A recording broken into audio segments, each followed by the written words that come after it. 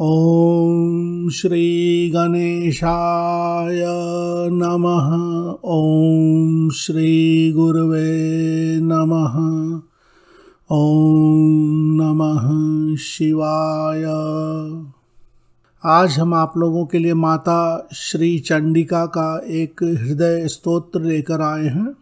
किसी भी देवी देवता का हृदय स्तोत्र बहुत ही गुप्त विद्या मानी जाती है और हृदय स्तोत्र का पाठ आदि बहुत ही सोच समझकर करना चाहिए।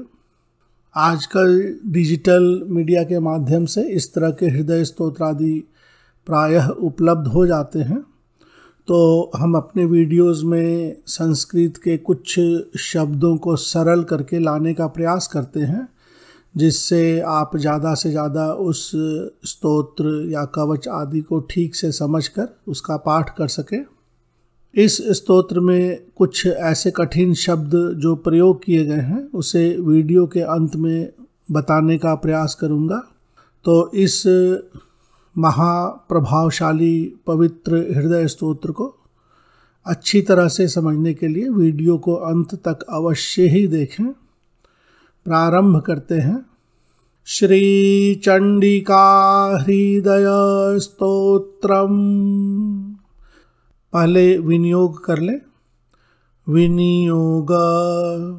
अस्य श्री चंडिका हृदय स्तोत्र महामंत्रस्य मार्कंडेय ऋषि अनुष्टुप छंदः श्री चंडिका देवता ह्रां बीजं ह्रीं शक्तिः ह्रूं कीलकं श्री चंडिका प्रसाद सिद्ध्यर्थे जपे विनियोगः। इस विनियोग में बहुत सारी जानकारी दी हुई है। यह माता श्री चंडिका का हृदय स्तोत्र है। माता का चंडिका जो रूप है उस रूप में उनका हृदय स्तोत्र है। इसके ऋषि मार्कंडेय हैं। इसका छंद अनुष्टुप छंद है। श्री चंडिका देवी इसकी मूल देवी हैं। इस स्तोत्र का बीज ह्राम है, इसकी शक्ति ह्रीं है और इसका कीलक ह्रूम है। और साधक यहाँ श्री चंडिका माता का प्रसाद यानी उनकी कृपा प्राप्त करने के लिए, उन्हें प्रसन्न करने के लिए इसका जप या पाठ कर रहा है। तो विनियोग में दी गई इन सभी जानकारी के आधार पर ऋष्य आदि न्यास भी कर सकते हैं। PDF की फाइल में उपलब्ध रहेगी। यहाँ पर विनियोग में आप अपनी अन्य कोई भी मनोकामना बोल सकते हैं। विनियोग में बोली गई मनोकामना के अनुसार ही आपकी कार्य सिद्धि होती है। यह सभी कवच स्तोत्र के विनियोग में आप ऐसा कर सकते हैं। इसके बाद कहा गया है ह्राम इत्यादि षडंग न्यासः, यानी ह्राम ह्रीं ह्रूम आदि से षडंग न्यास करना है। तो पहले कर न्यास। ह्राम अंगुष्ठाभ्यां नमः। ह्रीं तर्जनीभ्यां नमः। ह्रूं मध्यमाभ्यां नमः।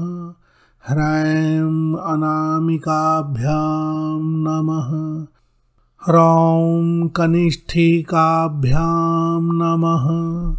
ह्रः करतल कर पृष्ठाभ्यां नमः। फिर अंगन्यास, षड अंगन्यास। ह्रां हृदयाय नमः। ह्रीं शीर्षे स्वाहा। ह्रूं शिखायै वषट्। ह्रैं कवचाय हुं। ह्रौं नेत्रत्रयाय वषट्। ह्रः अस्त्राय फट्। इसके बाद अब माता का ध्यान मंत्र। ध्यानम। सर्वमंगल मांगल्ये शिवे सर्वार्थ साधिके शरण्ये त्र्यंबके गौरी नारायणी नमोस्तुते। यह माता का बहुत ही सौम्य ध्यान है। आपके पास और भी कोई अन्य ध्यान हो तो यहाँ कर सकते हैं। इसके बाद माता की पूजा कर लें। विनियोग, न्यास, ध्यान के बाद पूजा, या पंच महाभूतों के बीजाक्षरों से लम, हम इत्यादि से मानसिक रूप से पूजा कर सकते हैं। श्री ब्रह्मोवाच, या श्री ब्रह्मा उवाच समान है।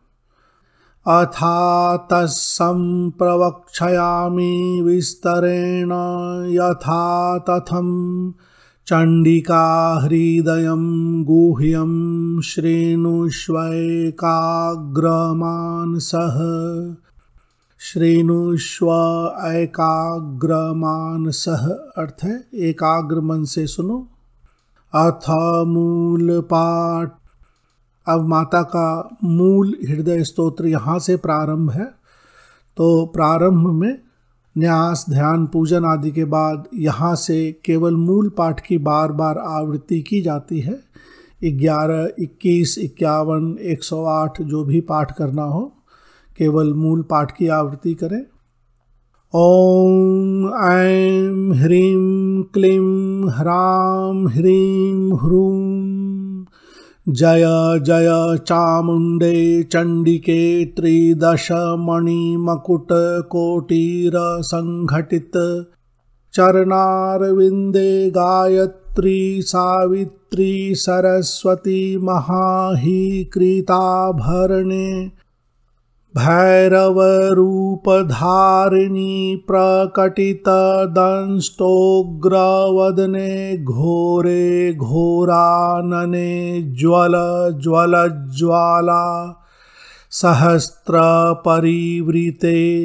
महाट्टहासबधरीकृतदिगन्तरे सर्वायुधपरिपूर्णे कपालहस्ते गजाजिनोत्तरीये भूतवेतालवृन्दपरिवृते प्रकम्पितधराधरे मधुकैटमहिषासुरधूम्रलोचन चण्डमुण्डरक्तबीज शुम्भनिशुम्भादिदैत्य निष्कण्ढके कालरात्रि महामाये शिवे नित्ये इंद्राग्नि, इंद्र और अग्नि, यम निऋत्ति वरुण वायु सोमेशान, सोमेशान सोम और ईशान के लिए है।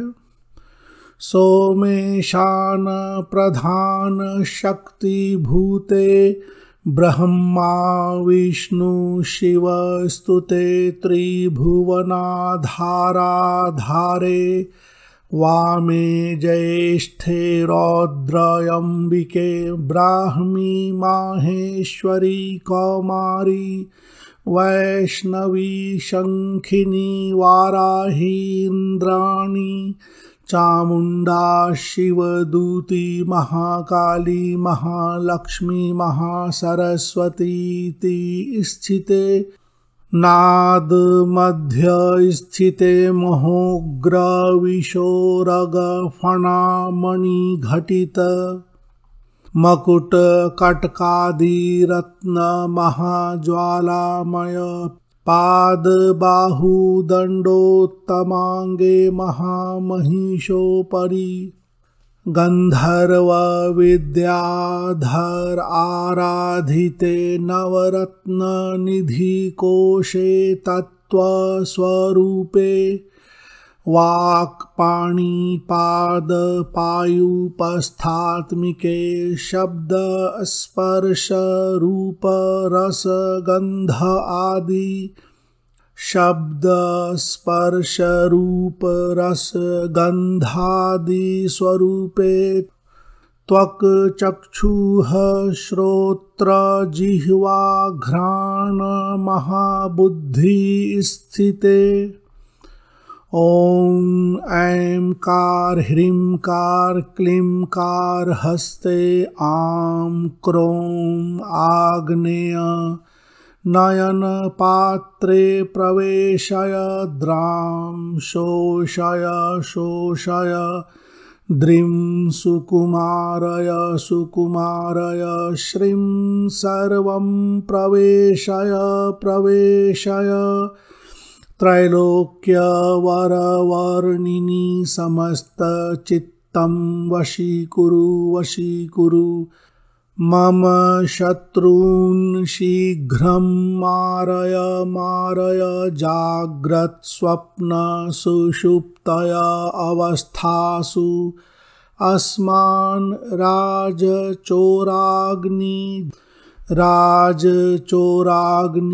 जलवात विषभूत शत्रु मृत्यु ज्वर आदि स्फोटकादि नाना रोगेभ्यो नाना अभिचारेभ्यो नाना अपवादेभ्यः परकर्म मंत्र तंत्र यंत्र औषध।